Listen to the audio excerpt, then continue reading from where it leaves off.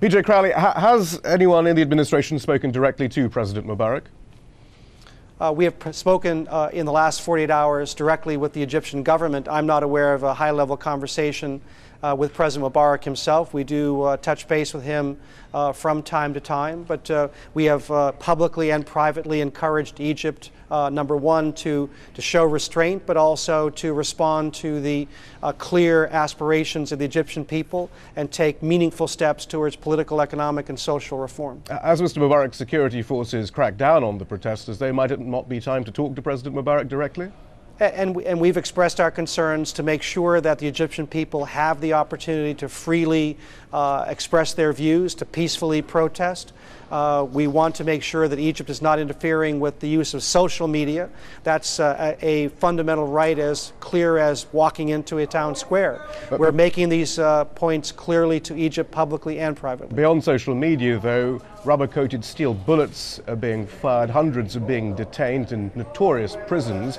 Perhaps we should be emphasizing that more than the Twitter and Facebook revolution. Well, you're absolutely, I mean, we want to see restraint on both sides. We want to see the Egyptian people have the opportunity to engage their government, to make clear what their aspirations are, and we want to see that government respond in a meaningful way to meet those aspirations. That is our goal. That's the advice that we're giving Egypt, and we hope that Egypt will allow its people to protest peacefully, but also open up the door for a meaningful reform. Right, but we're not talking in general terms here. Egypt is not letting its people protest peacefully. It's deploying the full ranks of its US-backed $1.3 billion backed security forces to beat up those protesters. So isn't it time perhaps to be a little firmer with President Mubarak? We are giving Egypt advice publicly and privately. We have concerns about what's happening on the street. We're watching the situation carefully. We're in touch with the Egyptian government, and we're making clear that Egypt should allow its citizens to peacefully protest. And if it doesn't, though, is that funding, is that US support in jeopardy? Well, we don't see this as an either-or proposition. Egypt is an ally and friend of the United States. It's an anchor of stability in the Middle East. It is helping us pursue comprehensive peace in the Middle East. These are very, very vital interests to the United States and to the region as a whole. We've made clear to Egypt that it has to take advantage of this opportunity to reform politically, socially, and economically, and we hope that Egypt will take advantage of this opportunity. Right, we'll continue to make that point and stress that point to the government of Egypt. So what specifically are you asking? A transition to democracy, a dismantling of the secret police, an end to torture, a national unity government? Because these are the things that the protesters are asking for, specifically. I mean, look, we're seeing a fascinating dynamic unfold in the Middle East. We're watching and responding to what's happening in Tunisia. The Secretary of State 2 weeks ago in Doha made clear that the region as a whole, from the Middle East to North Africa, has to reform itself. It has to open up opportunity. It has to respond particularly to the aspirations of its young people who are ambitious, educated, and want a job, fundamentally. So we clearly believe that the region has to change, but the dynamic is going to have to involve indigenous forces country by country. I think I wouldn't necessarily make a comparison to what is happening in Tunisia, compare that to Egypt or compare that to any other country. We want to see reform overall, but how that happens is going to be on a country by country specific basis. So what are the differences between Tunisia and Egypt? Well, in Tunisia you had an interesting combination of indigenous forces, but what is in common across the board is that you have populations in the Middle East and North Africa. A great deal of that percentage of population is young. They're highly educated. These are similarities. They're very Mr. innovative. Crowley. They want a job. Right. They want opportunity, and we believe very strongly that these governments need to respond to those aspirations. I'm looking at a line from the State of the Union address. We saw that same desire to be free in Tunisia, President Obama talking about the will to be free, where the will of the people proved more powerful than the writ of a dictator. Again, what are the differences between that sentence as regards Tunisia and what's happening in Egypt right now?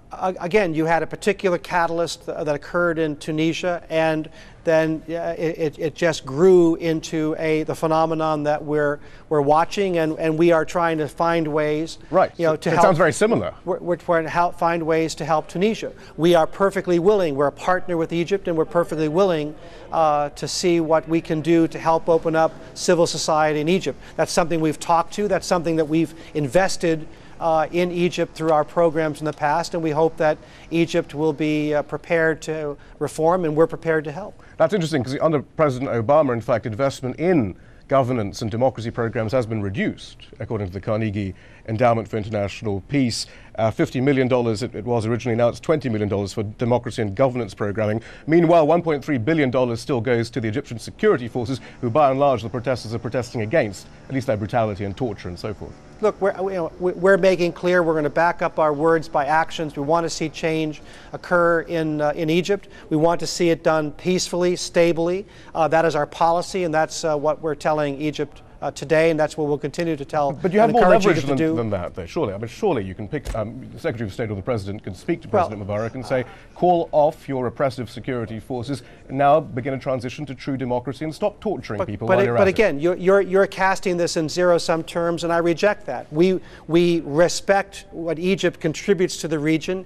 It is a stabilizing force. It has made its own peace with Israel and is pursuing normal relations with Israel. We think that's important. We think that's a model that the region should adopt, broadly speaking. At the same time, we recognize that Egypt, Tunisia, other countries do need to reform. They do need to respond to the needs of their people, and we encourage that reform, and we are contributing across the board, across the region, to that reform. But finally, though, there must be a discussion there. If, in a time of austerity, a repressive client regime can't guarantee stability for the billions of dollars Washington is spending, what's the point of all this expenditure? Well, we have Egypt as an ally, and we rely on Egypt as an ally to be a stabilizing force in the region, and that's exactly what they are. And we contribute in terms of military and security assistance to help Egypt because that has benefits across the region. Because democracy would be destabilizing to the region, wouldn't it? Well, again, we want to see the region reform. We believe that as countries develop, as countries prosper, they are likely to become more democratic. We want to see those kinds of reforms. We want to see greater political, economic, and social opportunity. So Egypt's not ready for it yet. And we are investing in that. But again, how these countries develop will be on a case-by-case basis. This will not be a cookie-cutter approach for all of the Middle East. We have to evaluate the dynamic in Egypt and look for ways of contributing to that, just as we look individually at the dynamic that's happening in Tunisia or other countries. PJ Crowley, as always, thank you so much for joining us. Okay. Thanks very much. All right, take care. Bye.